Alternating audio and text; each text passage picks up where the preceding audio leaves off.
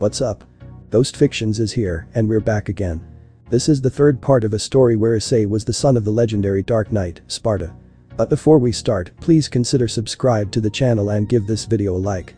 Don't forget to check the description for more informations. Now, let's get into part 3. Underworld, Ejuka's office. 2 hours after the talk with Seraphol. Currently we see both Surziches and Ejuka in the Letter's laboratory, to which the green-haired Mao was carefully examining both Issei and Asia's evil pieces.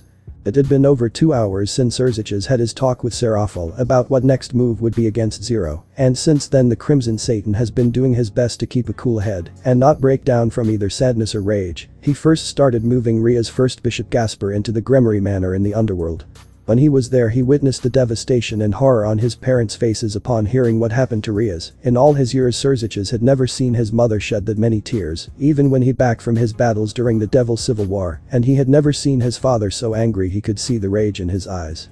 The rage that some bastard violated his precious daughter and got away with it. But just like him he needed to be calm, since as much as he wanted to hunt down the son of the Demon King he needed to calm and be a father to help her poor daughter overcome this ordeal. After he had Gasper set up in one of the spare rooms in the Gremory, he called Ejuka via magic circle to meet him in his office and call the person that could help them find Issei. Right now Surziches had just finished explaining to Ejuka about what happened to Rias and the threat of Zero, as well as who Issei really was, and to say Ejuka was surprised would be an understatement. Surziches? Serious. And that's the gist of what we are currently dealing with. Ejuka?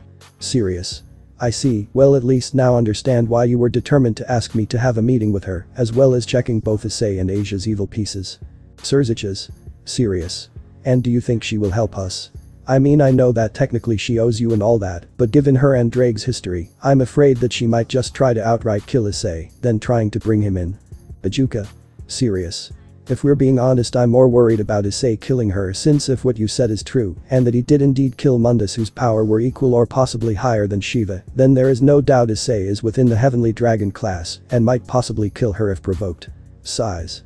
But I digress. There is a good chance that she will help us, since in her mind I'm allowed to go ahead and hunt Drake down, but we might need to reassure her that we need Issei alive and to not let her pass with Drake cloud her mind on what is important. Surziches? Serious. Agreed. And what about his and Asia's evil pieces? Ejuka? Serious. It's amazing. There are absolutely no abnormalities and negative remnants whatsoever, and from what I've gathered they can be used again. Eyes narrowed. It is just as I theorized. Issei has the skeleton key. Surziches? Raises an eyebrow. Skeleton key? Ejuka? Sighs while pinching the bridge of his nose. When I first thought of the concept of the evil pieces, one of the first thoughts I had were if there were any outside methods or items in which they can be removed. To which there were a few, but the process of them being successful were around 10% at best for the person to survive. Eyes narrowed. But there was one item that I felt could remove the evil piece with a 100% survivability for the person upon removal. Surziches? Curious. What was it? Ejuka? Serious. The Yamato. The sword that is the embodiment of a god of death. When I first read the legend on how Sparta forged his 3 blades, which was said that each of them embody a fragment of his overwhelming power, it was said that the Yamato had the power to separate man from devil. Which is both poetic and logical, since it was the Yamato that was used to help seal away the demon realm from the rest of the underworld, and if Issei did have Yamato, then theoretically he could use it to safely remove both his and Asia's evil pieces and become human, or at least in this case, a half-demon and a human. I hope we can convince Issei to come back, since I would love to study his father's blades, since even reading the books on Sparta's swords, there are so many loopholes on how exactly they were made and what they can really do with their full potential. Of course the Crimson Satan couldn't help but sweat drop at his fellow Satan and best friend was taking this, since, despite knowing that they had a major threat on their hands, he is more concerned about his research. But Surziches knew better, since despite how is currently acting Ejuka probably knew better than him the grave situation they were in, but was just trying to stay calm and not go out of control. In that aspect Surziches was grateful to have on his side as well as a friend, since he knew if something happened to him or the other Satans, then no doubt Ejuka would be enough to keep things from falling apart in the underworld. But it was then both male devils' thoughts were interrupted when they both heard a knock on Ejuka's door. Knock knock. Ejuka? Serious. Enter. Who entered the room was a beautiful woman with straight and long beautiful pale blue hair, dark blue eyes, and a cold atmosphere that radiated from her beauty. She possesses an extremely powerful dragon aura within her body. Serious? You wanted to see me, Ejuka? Ejuka? Serious? Ah, Tiamat, it's you, good. Please sit down. We need to discuss a serious matter with you, and we hope you can help us out. This woman was Tiamat, also known as the Chaos Karma Dragon, as well as one of the 5 Dragon Kings. She is also the strongest out of the 5 Dragon Kings, on top being the only female among them. As the blue-haired sat down, she had a curious expression as to why the 2 Satans wanted to speak to her, since from what Ajuka sounded it was pretty urgent. Normally when Ajuka asks her a favor, it is mostly to be referee for high-ranking rating games, but this felt different as she could sense the tension and stress the 2 Demon Kings have. Tiamat. Curious. So what is it, Ajuka? Normally you would ask to be referee rating games, but this is different, and from the sound of your voice when you contacted me it was deadly serious. Ajuka. Serious. Tiamat, what we are about to tell you is highly confidential, and you must keep it a secret, since the last thing we need is to cause a panic in the underworld. So do you swear as your title as Dragon King to not repeat what you have heard today? This caught the legendary dragon off guard, since the tone and expression that Ajuka was more dead serious than usual, stoic and blank expression. But nevertheless, as she was curious as to what was going on, she decided to go along with it, since if this confidential information is enough to make 2 of the super devils nervous, then there is no doubt what she was about to hear required her full attention. Tiamat. Serious. You have my word as one of the 5 Dragon Kings that I will not tell a soul of what you are about to tell me. So what is going on? What kind of information would make 2 Satans such as yourselves become so nervous? Surziches. Serious. Zero Mundus, the son of the late Demon King Mundus, has revealed himself, and we believe he is continuing where his father left off and taking over the world by destroying and subjugating everyone and being brought under his knee. Tiamat. Shocked. Mundus had a son. Surziches. Nods. Yes, supposedly he was kept hidden as a safety precaution in case Mundus were to have ever fallen. Eyes narrowed. He had already made his move by manipulating and violating my sister Ria's so that he could take away Issei's boosted gear and gain the power of the Red Dragon Emperor for himself. This worried Tiamat greatly since she knew how powerful and dangerous Mundus was, since he was able to fight on equal terms with Shiva, who is the strongest god aside from the 2 dragon gods Office and Great Red. That only Sparta was the only with power in order to defeat and seal away Mundus, but now hearing he has a son, it is no doubt possible for him to even surpass his father and possibly even rival the dragon gods themselves. Tiamat. Curious while a bit nervous. Do we know how powerful Zero is? Surziches. Serious.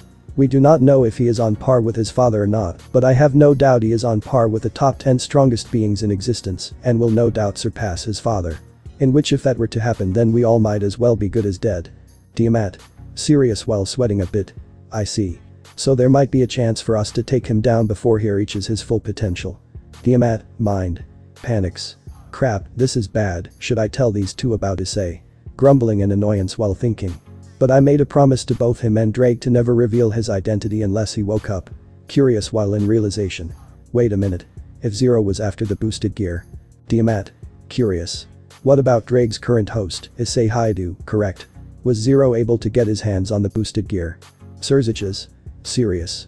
No, thankfully but also sadly it would seem that Issei found out about the misconception of Ria's helping Zero achieving the boosted gear beforehand and removed his evil pieces along with my sister's Bishop Asia Argento and left Kuo. Ajuka. Serious.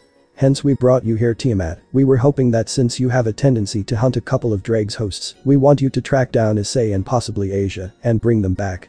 Since we found out through Zero that Issei was actually the son of the legendary Dark Knight Sparta. Tiamat. Shocked. Wait, Ice-kun is awake. Ajuka. Surziches. Raise an eyebrow in shock. Huh. Tiamat. Covers her mouth. Eep.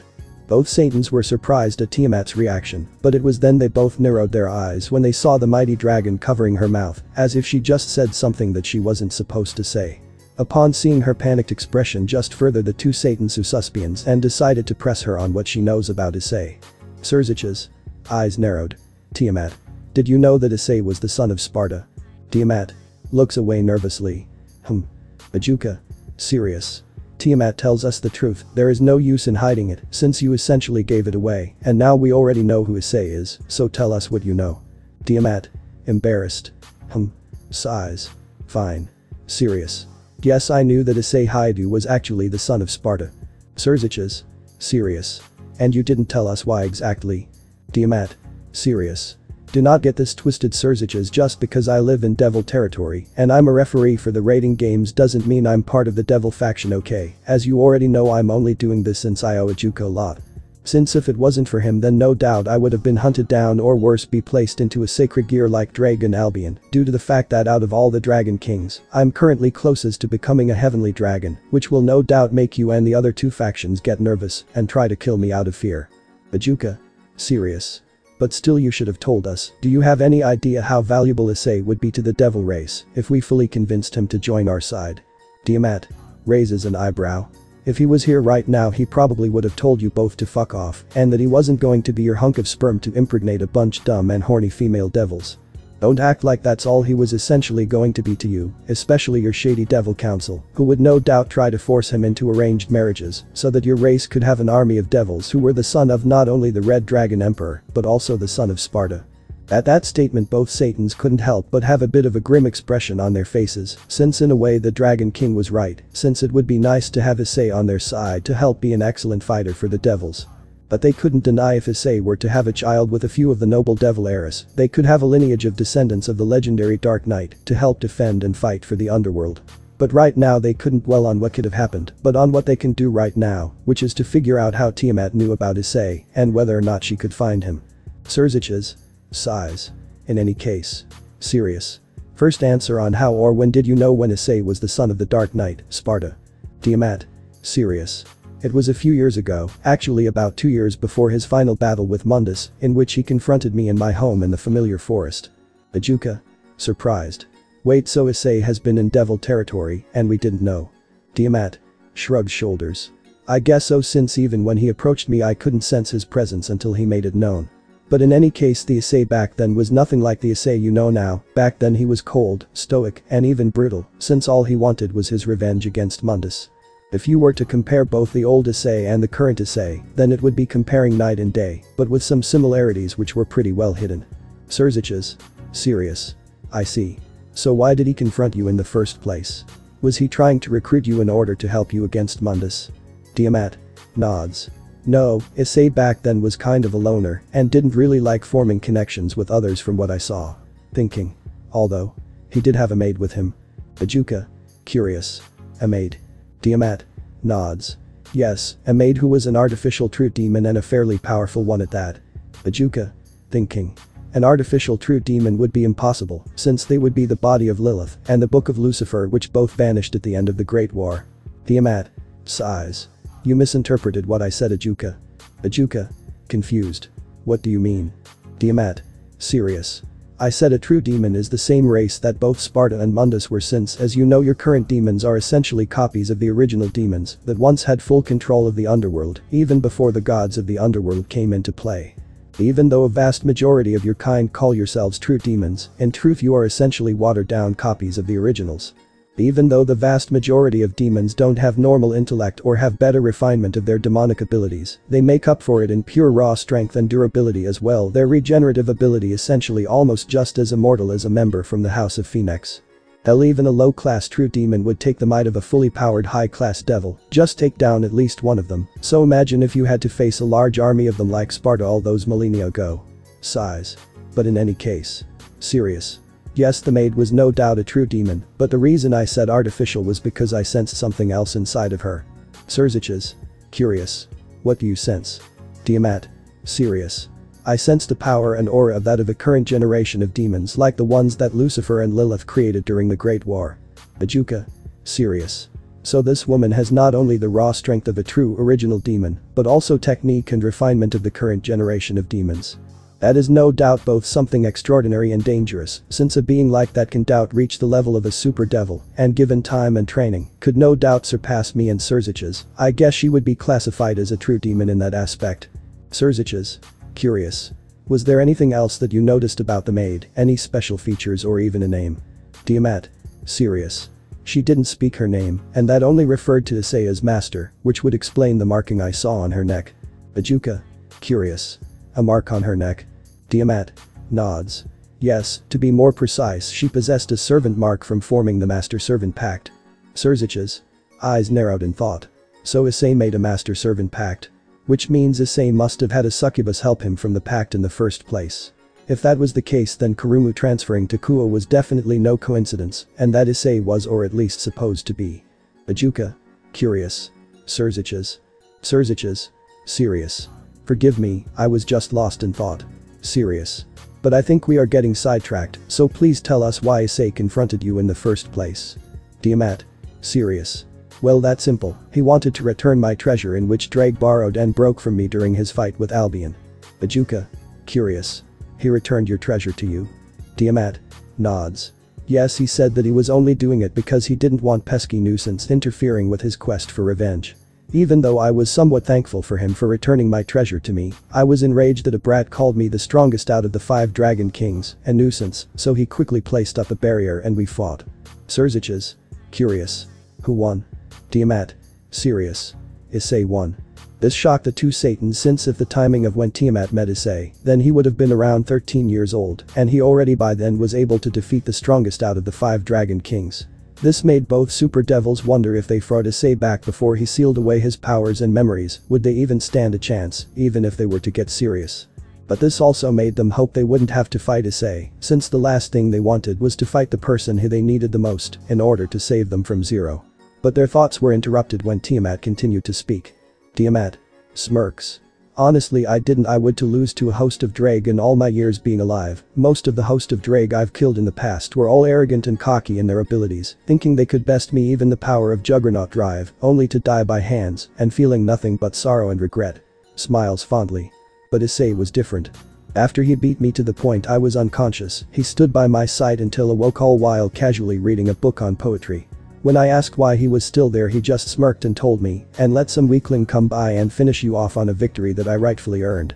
I couldn't help chuckle at his response since I didn't think someone like Drake's host would actually stay around after his victory just to protect me until I was well enough to fend for myself.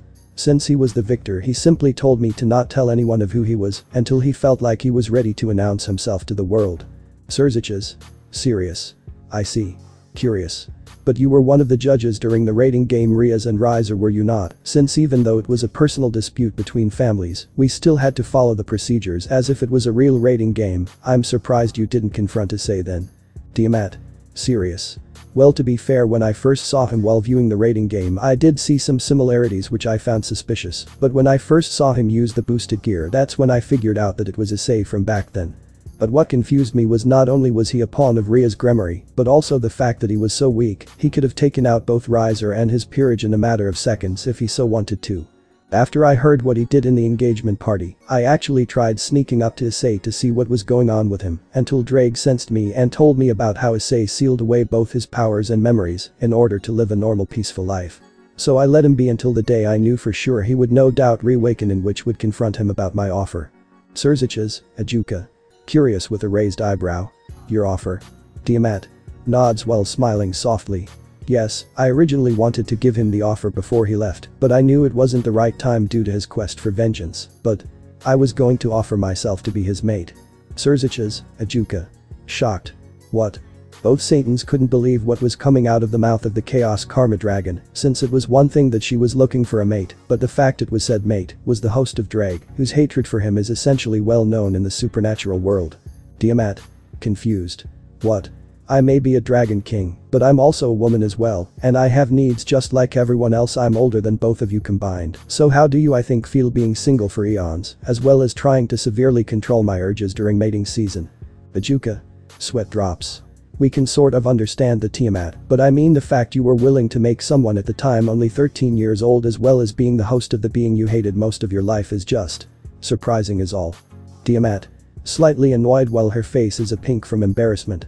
Hey, I was going to wait until he came of age. Believe I've tried looking for suitable mates in the past, but every one of them were either too weak or too much of an asshole to be with. I even considered Drake to be my mate for a time, but it turns out he was just a flaming dumbus who only had a hard-on for trying to take down Albion. Smiled softly while a bit pink. But when I met Issei, not only was he strong, but despite his stoic and cold personality, I could sense that he was also kind and gentle on the inside. When I saw him fight off against Riser during the rating game, the way he was willing to not give up despite being clearly outmatched, he was even willing to stare death right in the face if it meant he would protect the people he holds close to him. You are very lucky that sister stepped in when she did, or else I would have done so myself. Surziches. Sirius. I see. So please tell us, Tiamat, if you could, can you track down Issei and bring him back to us? Tiamat. Sighs. No. Sirius. Look, I've secretly tried to find Issei after meeting and could not find him anywhere, and if what you told me is true, then afraid to say that you are definitely out luck, because if Issei says that not even you guys can't find him, then I assure that you cannot find him. All I can say, either train up your forces or pray to your dead Satans that Issei actually has a reason to come back to help you. This of course caused the two Satans to be filled with dread, since Tiamat was honestly their best shot of finding out where Issei and Asia were hiding, but if she said that not even she can track down Issei, then essentially no one can. But they couldn't give up since they knew that Issei was the only one who possibly had the power to actually defeat Zero and save them from this threat. Ajuka? Serious. I see. Well, in that case you are free to go, Tiamat. Thank you for your help. Tiamat? Serious. Thank you. As the Chaos Karma Dragon left the office of the Mayu, she couldn't help but mentally sigh in disappointment. She could already sense that those two were still trying their luck on finding Issei. Tiamat, mind. Sighs in disappointment. Honestly, those kids don't know when to give up, do they? They have all this power, and yet they want to rely on a boy to help save them from the trouble they are in. Though I can sense Ajuka realizing that, Surzich's is a different story, since no doubt he will want Issei back for his younger sister's sake. Even if they do find Issei, he won't blindly help them, especially now that he probably got his memories back, and knowing him, he won't be joining any faction, since he believes those with power should handle things on their own, which I can respect. If I had to guess, if the factions want Issei's help, then they will probably compensate for his services as a way to encourage them to get stronger on their own. Smirks. HMPH. Yup, that definitely sounds like something you would do, Ice-kun. Kuo Academy. Next day. It was currently the end of the day. Students who didn't have any club activities today were heading home. Everyone was curious since both of Kuo Academy's two great ladies as well as everyone from the Orc had not shown up to school today. Along with the goddess of Kuo supposedly taking a leave of absence, which made a lot of the male students and faculty cry in sadness that their beautiful goddess had left them. Though a lot of them were talking about the massive earthquake they felt last night and were just glad that their homes weren't destroyed in the process. Although some of the girls did notice how the perverted beast of Kuo, Issei, had also not come to school, which they didn't pay any mind, since a majority thought of it to be a relief it was one less pervert trying to peep on them for the day. Along with these students were Mitsuda and Motohama, who were covered in bruises from getting caught peeping on the girls in the kendo club. They couldn't help but be a bit annoyed with the absence of Issei, since they were so used to him taking all of the hits for them. So being on the other hand of the wooden sword was especially unpleasant for them, especially when the brown-haired boy was away for 10 days last week with Orc, which fueled their envy for him even more. They hoped that Issei would come back tomorrow, so that not only they would avoid getting beat up constantly, but also so they could hound Issei for not being here when they needed him again. Mitsuda. Annoyed while checking his shoulders. Damn, Yurayama and Caddis really went at it with us. I still can't get used to how much a wooden sword can do so much. I thought baseball bats hurt when you get by them. Motohama. Annoyed. Yeah, I'm surprised that my glasses didn't break from how much they were hitting directly in my face. How the hell is Issei able to walk essentially unscathed after that? Matuzda. Serious. I don't know, but it feels like every time he visits Hisato-sensei, he's practically back to perfect condition the next day. Fumes jealousy. It pisses me off so much how Issei is able to be around so many women. First he somehow gets special attention from the goddess of this school for a whole year, then he gets invited into the Orc and spends time with the great one Isamas. Motohama. Fumes with jealousy. Yeah, and the fact he has a cute girl like Asia living with him is so not fair. Mitsuda. Motohama. Fumes with jealousy. Damn you, Issei. Raises an eyebrow. I guess you two know who Issei is, huh? Mitsuda. Motohama. Startled. Huh. When the perverted duo turned to the source voice, what they saw gave them a huge perverted grin and nosebleed. Even the students who were still around couldn't help but blush and be in awe of who was in the front of their school. What they saw were two women riding on top of a crimson motorcycle. The first person was a girl who looked to be only 2 or 3 years older than them, had dark chin-length hair on both sides of her face, and she had a fringe that reached her eyebrows. She had large breasts, though not on the same size of either Ria's or Akeno. She also always has a necklace with a red gem on it. She has heterochromia eyes with her left eye is red, while her right eye is bluish-green. Her outfit was a combination of both military and casual style, a off-white leather short jacket with a white long-sleeved blouse, which shows off her midriff, and was accessorized with gray and black rider goggles, and a black buckled belt which is connected to her jacket. Black shorts with matching leg warmers which is connected to her shorts that resembles leggings. She wears a skirt and black boots. She also wears black fingerless gloves and black gray nail polish. Raises an eyebrow while sweat dropping. Please tell don't me that Issei hung out with these two. If so, then he either really went above and beyond to make sure we couldn't find him, or he really was a pervert underneath it all. Smiles teasingly. Either way, I find it pretty amusing, don't you agree, lady? The second person was an older woman with lengthy blonde hair, blue eyes, and a very fair complexion. She wears a black corset with white filigree and a lightning bolt design on the front. But her corset is smaller and more revealing, with a larger opening in the front and exposing more of her midriff. Her stomach is more toned, featuring 2 lines of strong abs. The zipper on the front is also designed like a lightning bolt. Her black leather pants have lightning bolts on her rear and white filigree-like designs on the hips. Trisha's pants are held up by double-ended belts. Once again, she has a pair of knee-high high-heeled boots. Her accessories consist of a black choker and a black leather gauntlet with 3 belts on it. Her nails are painted black. Lady rolls her eyes in annoyance. Whatever. Trish looks at Mitsuda and Motohama. So, you 2 idiots know where Issei is? Since we already checked his house but no one was there. Motohama curious with a raised eyebrow. Why do you want to know where Issei is? Mitsuda curious. Yeah, are you like some older friends or something? Looks at lady. Or maybe are you his hot older one-sama? Lady growls in annoyance with a tick mark. What did you say? Mitsuda gulps nervously. Sorry. Trish giggles. Smiles slyly. Well, to answer your question, yes, you could say we are old friends of Issei and we were just in town wanting to say hi to him. Points to lady while smirking mischievously. But also you could say this girl is actually Issei's girlfriend. Everyone shocked. What? Lady tick mark. What? I am so not his girlfriend. Trish smiles mischievously. I don't know. You 2 really did act all lovey-dovey whenever you 2 got together despite the age difference. I swear, I bet if he was just a year or 2 older than I, no doubt I would have ended up walking on you 2 doing it. Upon hearing that, everyone was in absolute shock that the perverted beast of Kuo was secretly going out with such a hot woman that was older than him. Both Mitsuda and Motohama were crying comedically on the ground, fuming with both anger and jealousy for their missing comrade. All the while lady was feeling completely embarrassed and was about to reach for her gun to shoot the blonde-haired demon that was humiliating her, but was quickly stopped by said demon, since she needed to be reminded that they were in devil territory. Trish whisper. Serious. East lady, remember we are on school property, and even though I could hide us from the devils for now, I could sense more powerful ones teleporting in, and if they show up then I can't hide us from them. So hurry up and ask your questions. Lady whisper. Annoyed. TSK. Fine. Lady serious while still being a bit annoyed. Hey you perverted morons, so do you know where? Confused. Huh. Before lady could finish her question, she could see both Mitsuda and Motohama were still crying on the ground, spouting out curses towards Issei, since they were holding out on them. Matuzda cries comedically. Damn you Issei, you bastard. I knew it, I just fucking knew it. This entire time you were secretly a playboy in disguise. Motohama cries comedically. It's bad enough that you have Asia and the 2 great ladies all to yourself, but now you had 2 bombshells on the side this entire time. Both lady and Trish couldn't help but sweat drop as these 2 perverted idiots were acting upon learning the fact that they were close with Issei.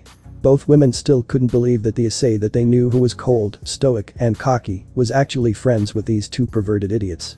It really made them think if Issei was actually like this deep down inside, but was too focused on his revenge to ever let that part out, or he really didn't want to be found as such. He tortured himself by convincing himself that he was a pervert, as to not arouse suspicions, and if so, they had to give the brown-haired credit for holding out for as long as he did.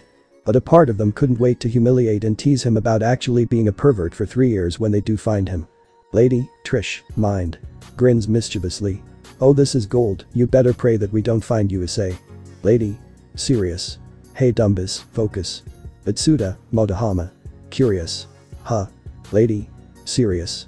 Listen, do you 2 know where Issei is or not? Mitsuda grins pervertedly while fixing his glasses. HMPH. If we tell you, will you let us see your oppai? Lady Trish shocked while deadpanned. Huh. Motohama grins pervertedly. Yeah, we'll tell you everything we know about Issei, we think we can see your oppai. Both women as well as everyone who was watching and listening to what was going on were of course disgusted by what the members of the perverted duo just asked of the 2 women. Even though some of them, especially the guys, couldn't deny that the women here were extremely beautiful and no doubt of perverted thoughts about them one way or another, hell, some of the guys would happily give up an arm and a leg just to spend a night with these women. But even they knew that there was an order to these things, as well as the chances are that these 2 may have someone in mind as a boyfriend or partner. As the two women in question were shocked since sure they have been catcalled by a lot of men in their life and didn't pay much mind due to the fact that men will always been men, but the fact that these two boys who are not even their 20s were making such demands and with such a perverted grin did send unpleasant shivers that no demons that they faced before gave them. The other part that bothered them was that Issei actually knew these two and hoped that they would infect their perverted personalities onto him, even though in their mind the brown-haired boy was definitely a hard ass. He was still kind and noble in own way.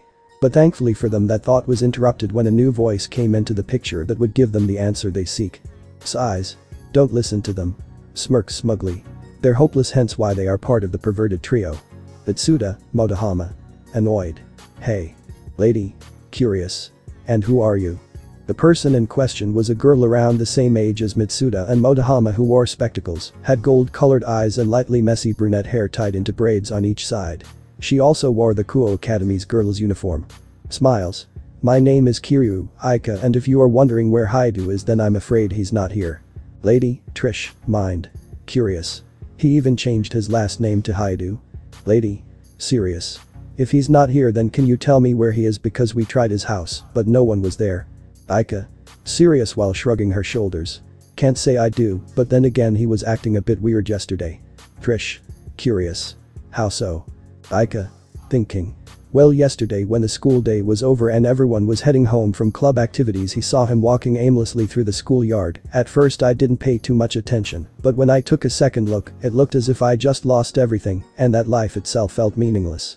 I will admit a small part of me felt concerned for him, but I'd figured that Asia would help cheer him up and I would just ask what was going on with him today, but just like Issei she also never showed up. Lady. Curious. Who is Asia? Aika. Smiles. She's a transfer student that came to Kuo a couple weeks ago and began living with Issei. At first everyone was concerned for her safety since Issei was a huge pervert. But she told me herself that Issei sees her more as a little sister that he must protect from anything impure, which did bum her out a lot. Trish, mind. Sadden. I see.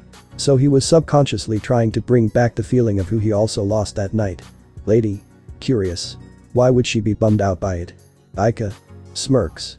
Because Asia had a huge crush on him. I don't know the exact details, but apparently Asia came to this country with nothing to her name, and when Issei found out about it, he offered up his home and friendship which she treasures greatly.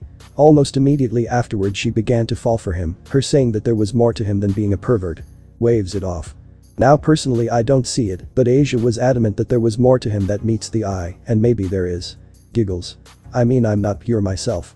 Everyone except for Trish and Lady, mind. Sweat drops. That's to put it mildly. Aika. Smirks.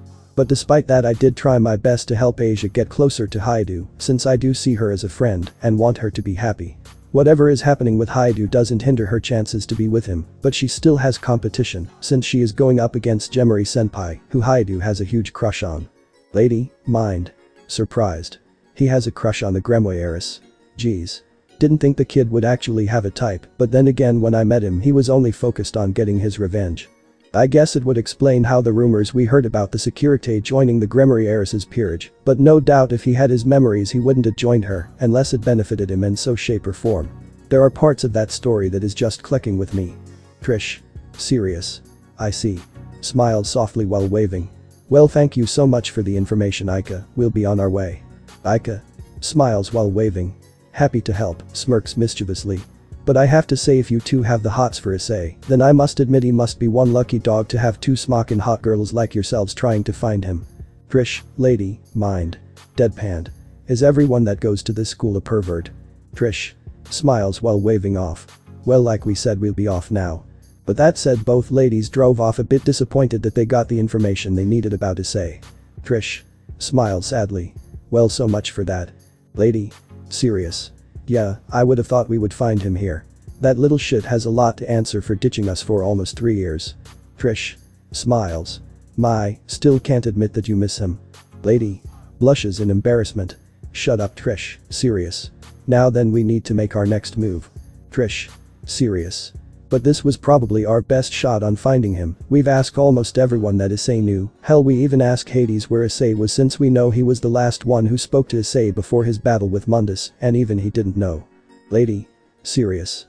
That may be true, but if we're being honest, I think Hades was more in the lines of hoping that we actually knew where Issei was, since remember, even though they had a decent relationship, he was still wary of Issei, given how powerful he was, and on top of the fact he was good graces with Ereshkigal as well as her top reaper. Which even someone as powerful as Hades would be frightened of if he was forced to fight him.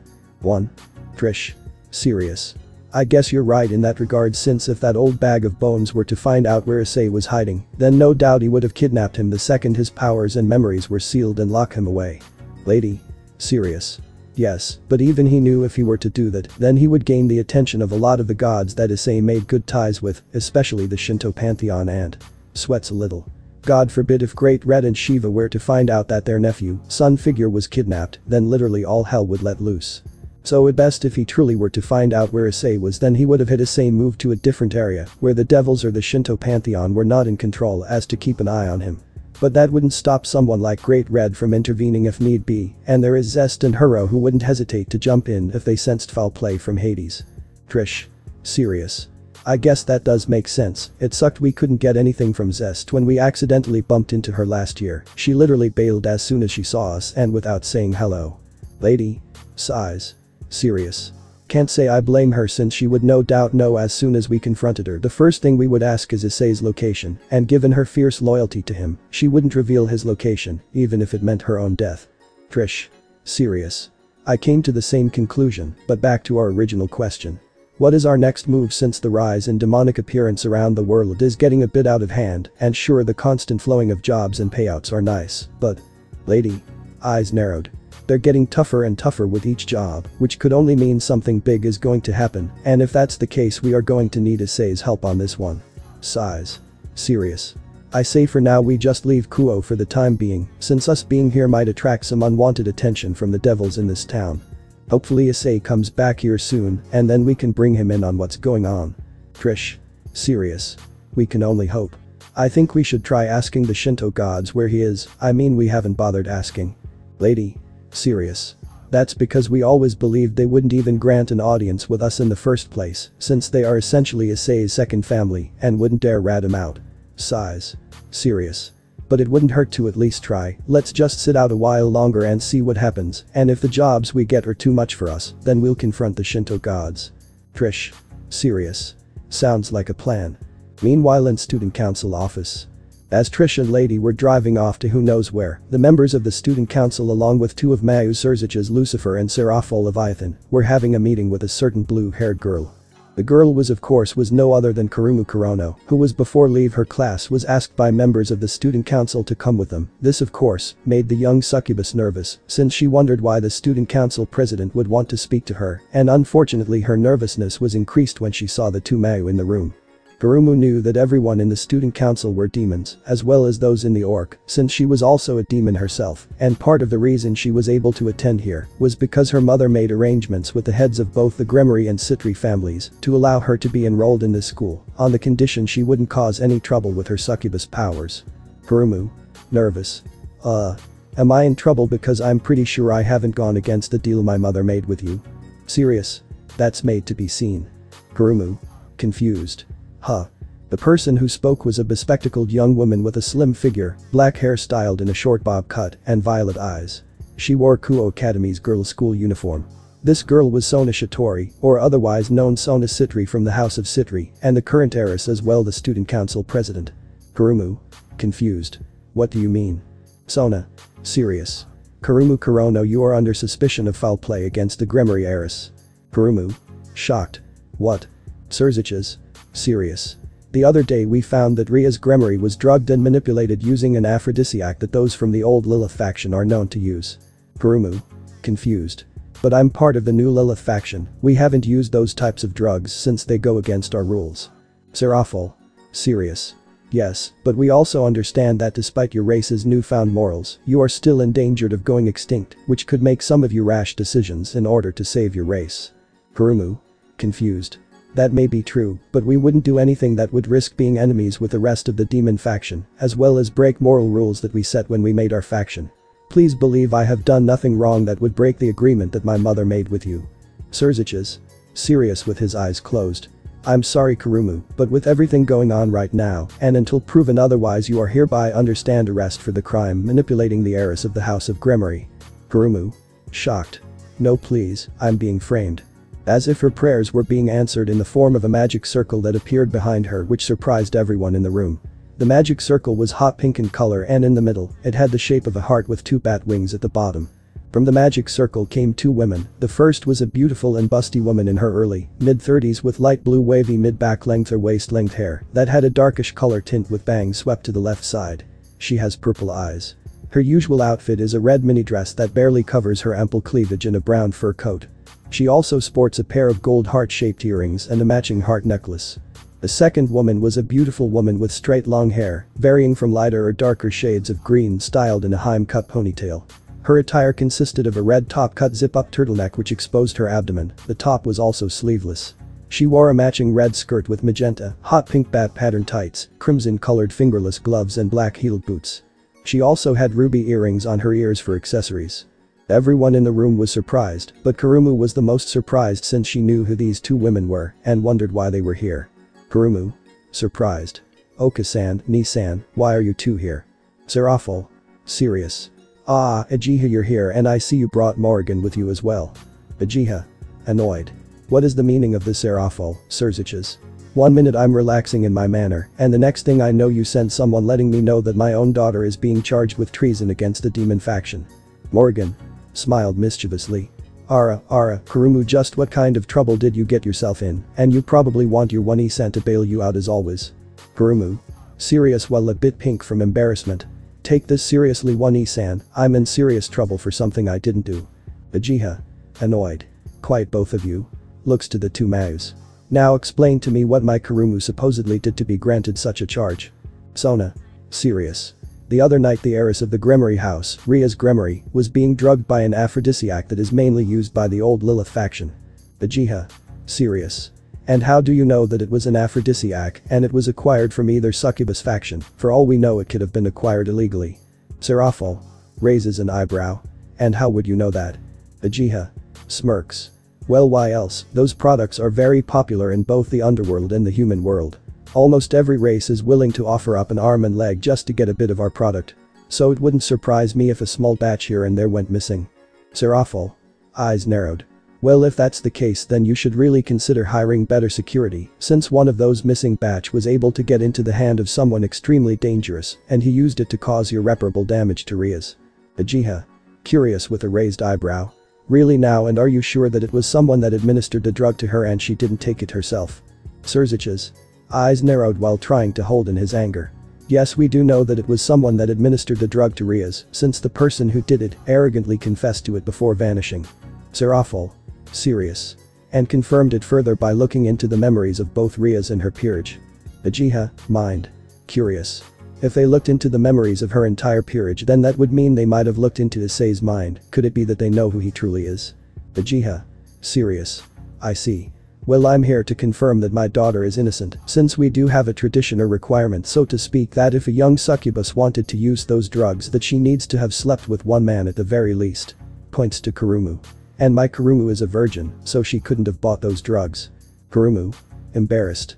Oka-san, why did you blurt that out like it was nothing? Morrigan. Giggles. Foo, but it's true my little Kurumu still hasn't popped her cherry yet. Kurumu. Growls from embarrassment. GRR. Smirks while still a bit red. Well you're one to talk since last time I checked you're in the same boat as me. Morrigan. Smiles while having a tick mark. Kurumu. Groans in pain with her cheek being pinched. Ooh, hey stop that. Morrigan. Smiling while having a tick mark. Now Kurumu-kun, you know it's not nice to say things that are not yours to speak of. Kurumu. Annoyed while in pain. Well. Now you know how I feel right now. Uchiha. Annoyed.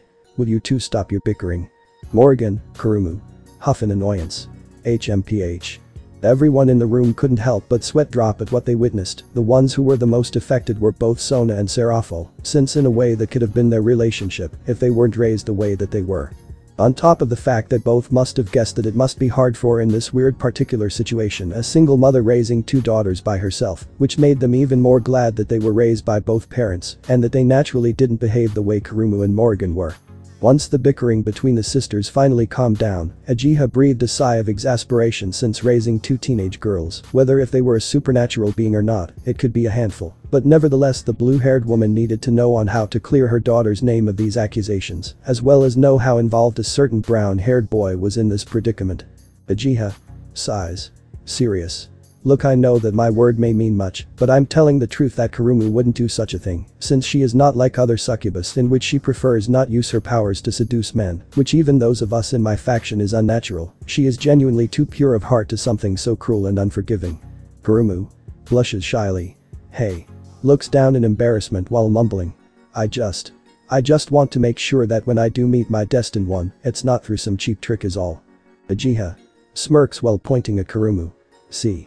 Both of the Mayu and Citri peerage did see that the blue-haired reaction, which they did admit that Kurumu acting in such a way is very unbecoming of a succubus, since most succubus are calm, collected, confident, and seductive in nature. So seeing someone who is supposed to be born with those traits act like a typical schoolgirl was very unbecoming of her. Some in the Citri peerage were mentally thinking and doubting if Kurumu was truly a succubus. But some still believed that it could be a trick for them to let their guard down and remove their suspicions, which did not go unnoticed by Ajiha, which made her sigh in exasperation, because she wondered what it would take for them to prove her daughter's innocence. Ajiha sigh. Look, what is it going to take for all you to prove that my daughter is an innocent in this matter? I mean, for all you know, the person who actually committed the crime might have known about Kurumu and who she is, and use that to their advantage and use her as a scapegoat. Surziches thinking. Serious. She does have a point, Serafal, since from what we saw he did say that he was watching him for a while. Could it be that he might have seen Kurumu here as a scapegoat of sorts? Serafal serious. It is possible, but why would he arrogantly reveal that he received the drug from the old Lilith faction? It would have made more sense and beneficial to not reveal that information as to make us waste time on who was it in the old Lilith faction gave it to him, which would have led us to his current location. He could be young. I don't believe for a second that he is an idiot. There are only two reasons why he said, and that is Surziches serious. Is either one, he is planning to or already has betrayed the old Lilith faction. Serafal serious. Or two, which is that he was trying to perform a form of reverse psychology in which it would make us automatically assume that Kurumu was the culprit to throw us off and not look for the real succubus who aided him. Everyone in the room became interested on what two Mayu were discussing, especially Sona, since not even she knew the full details of what happened to Riaz, besides the fact that she was drugged and violated by some unknown assailant, since he was after the boosted gear which was in the possession of her pawn, Issei Haidu. When Issei discovered what happened, he fled with Riaz Bishop Asia Argento without a trace. Even though both her and Riaz were rivals who big dreams, with Riaz being queen of the raiding games and her being a principal of a school in which demons of low status or even reincarnated ones could attend and learn more and participate in the raiding games. Then she too would need to be in good standing in terms of ranks within the rating bracket, so not only she could hopefully get support from the nobles of her idea, but also show her future students and staff that she was indeed worthy of not only building, but also teaching in such a school. But unlike Riaz, she took the harder and longer path, since she knew how prideful and arrogant the Devil Council were about their idea, since it would completely change their customs and rules which they hated, since they knew that the more they change the less power that the council will have in the future. But despite that, Riaz was still her childhood friend and thus cared for her well-being and happiness, so when she heard that Riaz drugged and manipulated to betray her beloved pawn, to which she knew from the moment since the engagement party that the redhead developed romantic feelings for him and on top was being violated, made furious to no end. Even her peerage and her older sister were taken back and possibly a little bit terrified on how angry and furious Sona became, since between her and Riaz, Sona was the more calm and calculated person of the two, so to see her completely lose her composure was definitely a rare sight to hold for good or bad. Ajiha curious. What are you two talking about, and are you convinced that my daughter is innocent? Surziches serious. It is something you need to worry about, but as for what you just said is plausible, we are afraid that it is not enough to prove your daughter's innocence. Serafal serious. So until we find the culprit, or unless someone can come on your behalf to further her innocence, then she will be put under custody until further notice. This did not sit well with Ajiha, since no matter what she said, both the Citri peerage nor the Mayus will not believe her. She could see how Kurumu was getting more and more, even with Morgan trying to help calm her down. The blue-haired woman didn't know what to do for her daughter until she remembered what they said about someone who could speak on their behalf, to which she knew exactly who would be willing to speak on their behalf, which was a certain brown-haired boy. Ajiha serious. Wait, I know someone who could vouch for both mine and my daughter's claim. Surziches curious. Really, and who is this person? Uchiha, mind. Nervous. Forgive me, Issei, but you are technically the only one who can prove our innocence. I may not know exactly why you sealed away your power and memories or even joined the Gremory Peerage, but I need you now more than ever, and besides, you still owe me. Uchiha. Serious. I wish to call in the Securite, Haidu Issei. Now this shocked everyone in the room, since why would Uchiha would be asking for the brown-haired boy, and what was Issei's connection to her? Both Surziches and Serafel wondered if possibly Uchiha might have known Issei before he sealed himself away, and if so, then she might know where the brown-haired boy could have gone. But the one who was the most confused and curious was Kurumu, since she knew about Issei and his reputation in the school as the quote-unquote leader of the perverted trio and the so-called perverted beast of Kuo. When she first arrived in this school, she was already on guard with the brown-haired boy due to his reputation and his openly perverted antics. This made her wondered why her mother wanted her to attend this school if there were boys like Issei attending, but she did admit that despite his perversion, he was honest of who he is, and it wasn't like he went around molesting and raping the girls at the school. It wasn't that she was a saint herself, especially since given who she is, which is literally a personification of lust itself, she tends to have perverted thoughts herself about the man who was destined to be her destined one. Then there were a few times where the blue-haired girl noticed the perverted trio trying to peep on the kendo club, but noticed that it was mostly Mitsuda and Motohama that were peeking, and when the trio were discovered that they were being peeked, those two would just leave Issei behind as some sort scapegoat. This did make the young succubus if the brown-haired boy was really friends with those two, or even if he truly was as much of a pervert as everyone says. But of course it wasn't enough to make Kurumu actually confront Issei, but she will admit that the brown-haired boy did pique her interest, especially after what she heard about him crashing the engagement party between Rias and Riser. Kurumu. Curious. Oka-san, why would Haidu be willing to help us? Morgan. Curious. I'm also curious, since from what Kurumu told us that he is a complete pervert who just keeps spouting nonsense about being the harem king. Serafel, Surziches. Curious. We would both like to know. Uchiha. Smiles weakly while scratching her chin. Well, you see, Kurumu, Morgan, the reason why I suggest Haidu-kun is because. Casually looks away. He was going to be your destined one. Kurumu, Morgan. Blinks in surprise. Everyone else. Blinks in surprise. Everyone. Shocked. Everyone in the room was indeed shocked by this new revelation. Everyone couldn't believe that Uchiha was going to propose to Issei to be both her daughter's husband. The ones who were the most shocked were of course the daughter in question, since they couldn't believe that their mother had already picked out their destined ones without even consulting with them first. But then again, after a few moments of thinking, they couldn't help but sweat drop, since when they thought about this would be something that their mother would do. Kurumu. Shocked. Oka-san, why would you do that? I mean, sure, Haidu-kun is pretty cute for an average guy, but he's a massive pervert. Uchiha. Smirks slyly. Oh, so you have already shown interest, have you? I must have done a really good job on picking him as your husband. Kurumu. Completely red from embarrassment. That's not the point, Oka-san.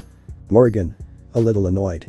I'm also a little bit annoyed that you would go ahead and choose my destined one without consulting with me first, and besides, I have never met the boy, nor do I need him. I will find my destined one on my own, and when I'm ready. Uchiha. Serious. Morgan, you and I both know that won't happen given your situation at the current moment, and to be honest, this might be the best time as any to meet him in person, since you are already beginning to run out of time. Morgan. Annoyed. Grrr. Looks away.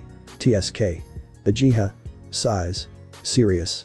Look, you two, I know you're both mad at me for essentially forcing Issei onto you two, but I assure you that it is to your own benefit. I wouldn't just pick any man to be with my daughters. If I'm being honest, you two should be thanking me, since someone like him comes once in 100 years. Smiles gleefully. I mean, even I wanted to have him for myself. Everyone, mind. Sweat drop while deadpanning. Fucking cougar. Meanwhile with Issei. Issei. Sneezes. Achoo. Teacher. Curious. Is everything alright, Sparta-kun? Issei. Sniffles. Yes, I'm okay, sensei, just a little sneeze is all. Teacher. Serious. Very well then. Turns back to the board. Now then, as I was saying. Issei, mind. Curious. Is someone talking about me? Deadpanned while sweat dropping. And why do I feel like that person's main purpose in life is to give me a headache?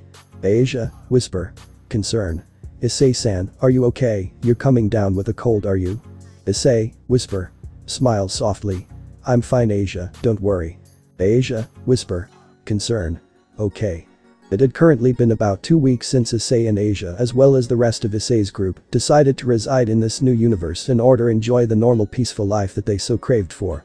The white-haired boy, he did truly enjoy this peaceful mundane life that he had acquired, even though deep down that it will only be temporarily, and someday soon he would have to return to his own universe to help deal whatever problems that might be there, like dealing with this so-called Chaos Brigade that Great Red told him about, which is being led by Office, the dragon god of infinity. But while he still enjoys this peaceful life, he could sense that there was something strange about this universe, which could be a real problem in the future, to which he sent both Zest and his demon summon to investigate any clues for it. Due to that, he decided to make a schedule for both him and Asia in order for them to be ready for when they return, in which they would basic physical and meditation training before school and after school. During the weekends they would perform their more heavy-duty training, which would involve them trying to master their abilities and develop or perfect whatever techniques they had created. For Asia, it was mostly trying to master the power of the Ride of Light. So far she has been able to activate it at will, but as for using its abilities is a different story, since it does take a lot of energy for the blonde-haired girl, especially after not becoming a demon anymore and reverting back to a human. Though she could still use her twilight healing and use spells proficiently, it wouldn't be on the same level then when she was a demon, so she has her work cut out for. Issei has tried introducing her to hand-to-hand combat, since he believed that the blonde-haired girl will no doubt need it in the future, especially given from his experience that in a lot of battles, he had been forced to rely a bit more on fists than his sword and magical abilities. The white-haired boy has also seen both Asia and Great Red speaking about an offer he made to the blonde-haired girl. He sort of guessed on what it was, but decided to not pry too much on it, since it would Asia's choice and not his, but he will admit that it would indeed improve progress greatly if she did. As for Issei, he'd mostly been training to get used to his new body, which was altered more than Drake thought it was, in which it turned out when Issei fully awakened his demonic heritage, it fused with his draconic body into one, making him essentially now half human and half what everyone called Diablo's dragon, or in Great Red's case, a true Diablo's dragon. He still had not unlocked his balance breaker as of it, but he was able to hold the same amount of boosts then when he used his balance breaker. Before here he set it the boosted gear, which he figured meant that when he did finally unlock his balance breaker, he would been on par or at least close to when he used the Juggernaut drive. Then the issue of him withstanding his new evolved Devil Trigger, which he personally called the Sin Devil Trigger, which was a lot more training compared to his original Devil Trigger, to which currently he could only stay in that form for only half a day at best. Random female student 1, whisper. Worried. Oh no, is our Dark Knight actually sick? Random female student 2, whisper. Worried. In that case we must do everything we can to ensure he is in peak health. Random female student 3, whisper. Worried. Let's make sure we give him a proper meal and some medicine, we can't have our Dark Knight die on us. Issei, mind. Sweat drops. Oh boy.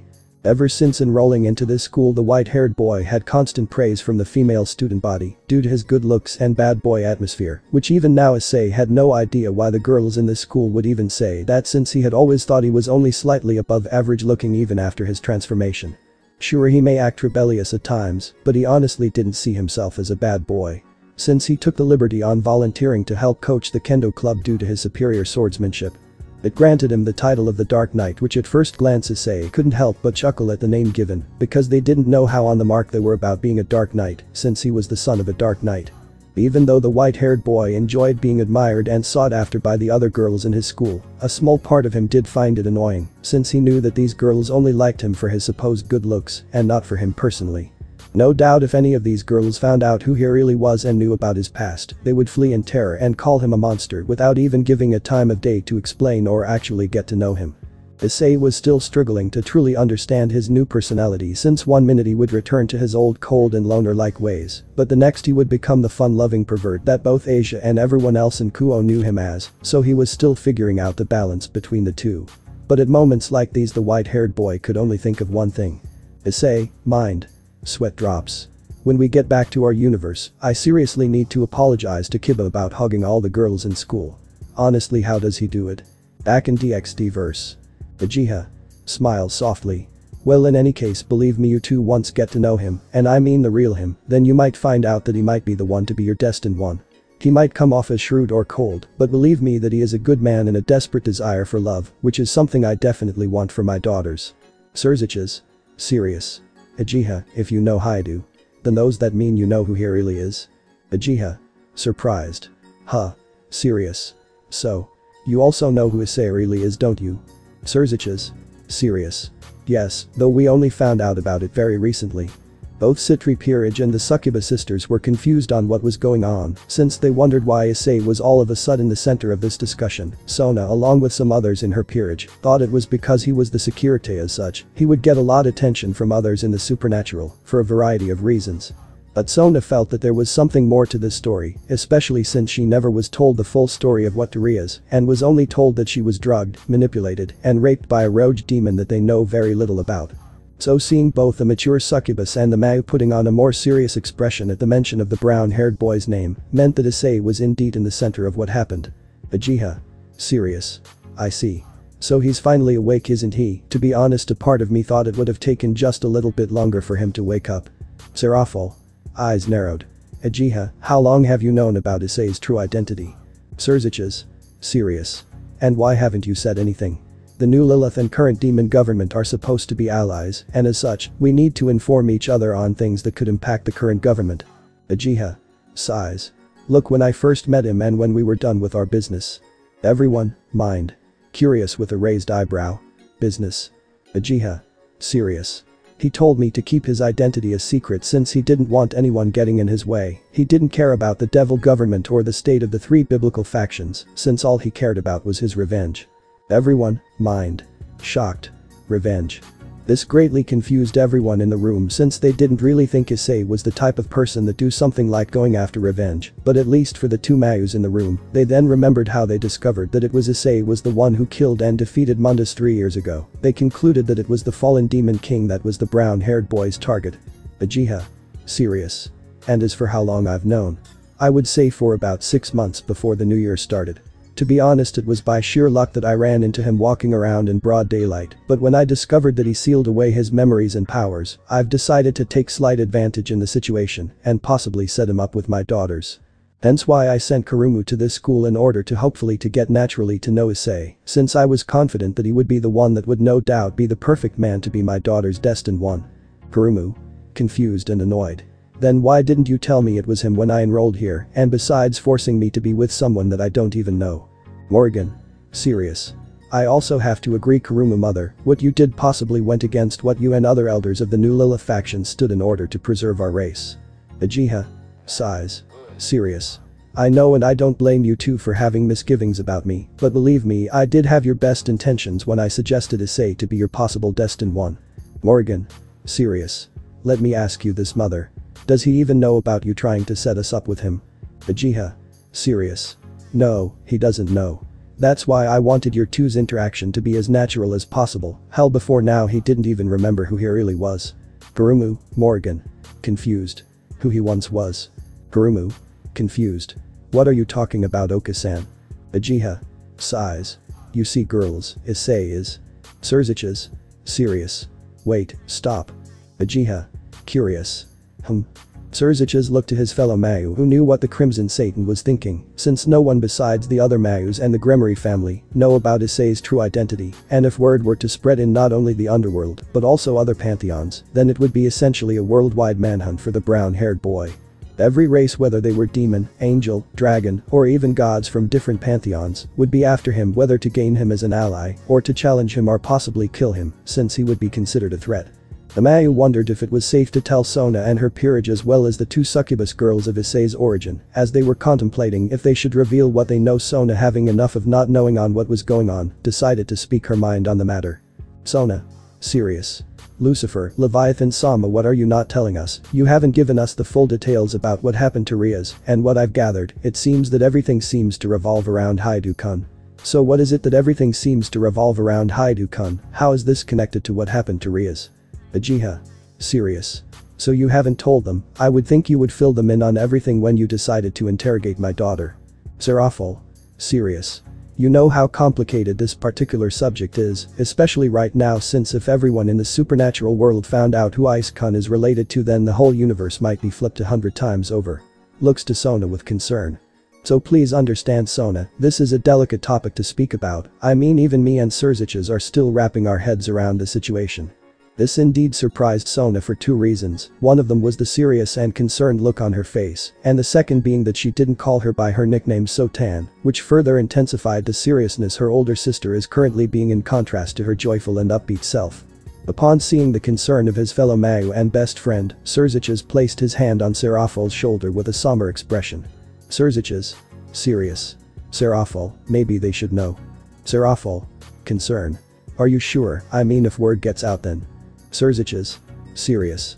I understand, but we also need to think about the current threat we are also facing, and no doubt one way or another wind about Issei's true identity will become known in not only the three factions, but also other pantheons as well. Everyone, mind. Concern. New threat. Serafal. Sighs. I suppose you are right about that, since with everything going on right now, I guess knowing who Issei really is probably the least of our concerns. Sona. Curious. So does that mean you are going to tell us what is going on? Serziches. Nods. Yes, but please know that this information is top secret, and that for we all know only the Mayu, the Gremory family, and the Chaos Karma Dragon King Tiamat know of this information, and as such what is about to be said in this room, must stay in this room. Sona. Serious. So not even the Devil Council knows about this new information? Serziches. Nods. No, right now we are trying to figure out a way to explain the situation to them without causing panic in the current underworld. Explain to them the situation. Serafal. Serious. So you can't tell this to mother and father just yet? Sona. Serious. Okay. Serziches. Serious. And I hope you won't relay this information to the others in the new Lilith faction. Uchiha. Smiles while waving her hand. Of course. Especially since once Ice-kun's identity is revealed, then everyone in my faction will be knocking on his door, so I would want to have every advantage so that my girls are first in line to be his wives. Serziches. Sweat drops. Right. Sighs. Serious. As many of you may or may not know, but the Demon King Mundus was killed almost 3 years ago. Sona. Serious. Yes, I remember about that. Both Riaz and I, along with the members of our peerage at the time, were deathly terrified due to the amount of power he wielded, and the battle that happened back then even affected us here in the human realm, but what does that have to do with anything? Serafal. Serious. Because we just found out who defeated Mundus 3 years ago. Serziches. Serious. It was Issei. The son of the legendary Dark Knight Sparta. Upon hearing that, everyone in the room except for the adults had their eyes widen in shock and disbelief, since they couldn't believe that Issei Hayadu, the perverted beast of Kuo who represented the embodiment of lust, was actually the son of possibly the most powerful demon that ever walked the earth and was hailed as a hero or even a god in some parts of the world. On top of that, he was able to defeat a being like Mundus who was stronger than the god of the Bible and actually saved the world like his father before him, and with him being the current Securite, it would no doubt be possible for him to far surpass his father in terms of power. Both of the succubus girls were also shocked to know that their mother was actually trying to set them up with the son of the Dark Knight of legend. Morrigan thought would be interesting to getting to know the son of the legendary Dark Knight, and if the off chance that she did become romantically involved him, it wouldn't entirely bad for the most part. Garumu was conflicted a bit since all she seen the brown-haired boy, that he was just an idiotic perverted human who just happened to be this generation's Securite, and the thought he was actually the son of the legendary Dark Knight just didn't seem right to her. But she also remembered what her mother said about him sealing his memories, indicating that the perverted that she seen and heard about for the past month was not really the real Issei, but a persona of sorts to hide his identity. Sona. Eyes narrowed. So Riaz was able to not only get the Securite, but also the son of the legendary Dark Knight as her pawn. With him alone, she could easily reach the title as Queen of the Raiding Games. Serziches. Sighs sadly. Sadly, that is no longer the case for her or any of us for that matter. Sona. Confused. What do you mean? Serziches. Serious. Issei is no longer a member of my sister's peerage. In fact, neither him or Asia Argento are no longer a part of her peerage anymore. Sona. Shocked. What? Why? Serafal. Saddened. Well, that brings us to why Issei is in the center of this madness involving Riaz. You see, the man who drugged and manipulated Riaz was originally after Issei's sacred gear. He wanted the power of the Securite for himself. But he didn't count on Issei overhearing on what they were going to do to him, and as such somehow he was able to undo his seal and remove both his and Asia's evil pieces. Sona. Serious. Do we know where Hayadu and Argento-kun are? Serziches. Saddened. Sadly no, we are currently sending out search parties in order to find them. So far we only have our peerages looking for them, but hopefully once we finally notify the Devil Council of this new information, and we can hopefully expand our search. Serious. But since you know who Issei really was, do you have any idea of where he might be? Ahega. Uchiha. Sighs sadly.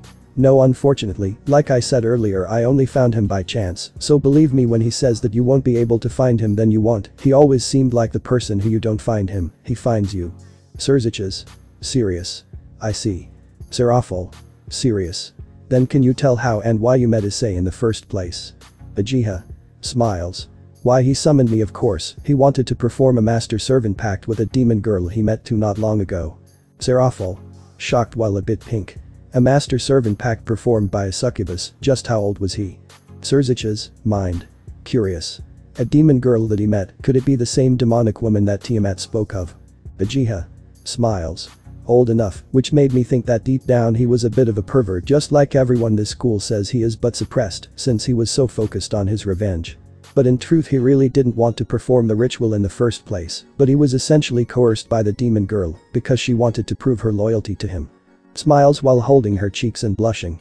I must be honest, I honestly felt that I didn't need to teach him much when it came to dealing with the curse. What he lacked in experience he made up for in pure passion and technique. If I'm being a part of me, wanted to join in on the fun. At that statement the females couldn't help but blush at what they just heard, since they couldn't believe Issei at his age was doing such inappropriate activities.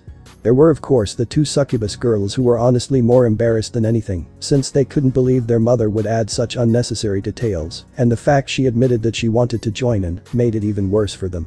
Upon seeing this, Serziches decided to break up the awkward and uncomfortable tension to ask a question that he wanted to know. Serziches. Serious. Well, besides that, can you tell us what was the name of the demon girl that Issei was with, and if we can find her? Ajiha. Confused. Huh. Smiles. Oh, her name was Zest, I believe, but as for finding her, that will be tricky on its own, since she is just as or almost as elusive as Ice-kun, so the chances of finding her will be next to impossible. Believe me, I tried when I wanted to find where Issei was. Serziches. Serious. I see. Well, I don't know if this would be entirely enough to clear your daughter's name, since when we report everything about this to the Devil Council they want every suspect brought in and will probably not be given a fair trial unless given immediate proof of innocence. So for now I believe that your daughter will have to stay close to Sona and her peerage for the time being until further notice, or at least until we find Issei, so he could prove your innocence. Looks to Serafol. Will that be okay with you, Serafol? Serafol. Serious. That is fine with me. Ajiha. Sighs. Well, it's better than my Kurumu being thrown into the slammer or outright executed without even having a fair trial, so I'll accept those conditions. Serziches. Serious. Now if you excuse us, Serafol and I must return to the underworld as we discuss with the other Satans on what to do with information and present it to the Devil Council. Ajiha. Serious. I guess we'll be leaving as well. Is it alright that I take my daughter with me? Serziches. Serious. Only as long as she doesn't leave Kuo, and if she doesn't attend classes or directly report to Sona, then there will be a warrant for her arrest, I assure you that. Ajiha. Serious. Very well then, Kurumu, let's go back to your apartment. Kurumu. Serious. Yes, Oka-san. But that said, both the Succubus and the Mayus left in their respective magic circles to their destinations, leaving the Citri still processing this new information that they have just learned, and if they were being honest, it might take them a while to even fully wrap around if what they heard was true. Of course, Ona was the first one to snap out of dilemma, and such as ordered her peerage to just finish whatever paperwork they needed to do, to which afterwards they could go home for the evening, to which they nodded and begun getting done with their paperwork, since it will help them keep their minds occupied and not explode from the shocking revelation. As the Citri heiress saw her peerage performing their duties, she couldn't help but look up into the ceiling and be in deep thought about this shocking new information. Sona. Mind. Serious. So Issei must think that Riaz and possibly the rest of her peerage betrayed him and now is gone to who knows where, all the while Riaz is both physically and mentally broken from what just happened. No doubt it looks like both me and my peerage will be working overtime, since it looks like now I'll be fully running Kuo for the time being. Sadden. Please come back, Haidu-kun, because no doubt Riaz needs you now more than ever. That's it, guys. Thanks for watching and supporting us. See you in the next part.